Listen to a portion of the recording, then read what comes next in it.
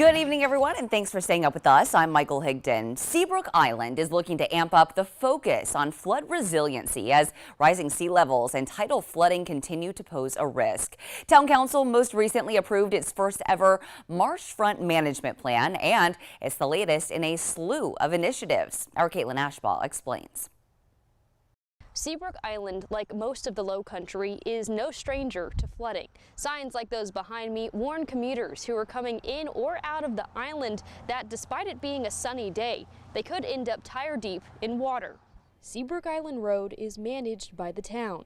It's the only way in or out of the gated community, which currently houses around 2,000 permanent residents. It's not uncommon here on a sunny day when we have a king tide, where we'll have water in people's yards, we'll have water on the street.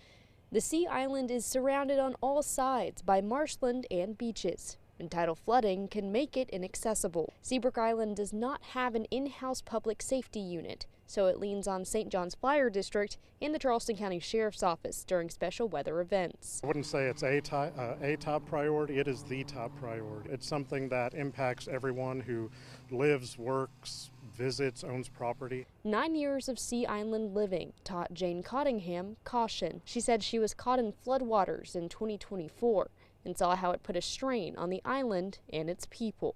I was like, my car was just almost underwater. So tons of pine straw got in my motor. I was told by someone, don't get on the road. And I said, I think it's okay.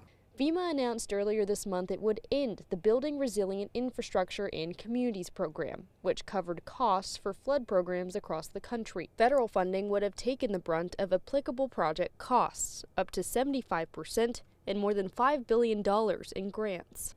Cronin said the island had not yet applied, but they considered it to use for a project that would raise Seabrook Island Road. A small community like ours, raising Seabrook Island Road, the cost of that project is, essentially about equal to one full year's operating budget for the town. It can't be anything but disappointing to see funding opportunities like that go away. The town has roughly $3 million in the bank, but the complete project could be more costly depending on how the bids go. The raised road would be higher than the county minimum to combat rising sea levels. The effort would also follow a newly approved plan to minimize flood risk to marshfront properties. Cronin said this has been in the works for about 5 or 6 years now, but he says even before that, the town always considered flood infrastructure as a top priority. He said that it can take longer for flood projects to be implemented because they take longer to go through permitting and design phases. He does say they hope to start in 2026. Reporting on Seabrook Island, Caitlin Ashbaugh, Live 5 News.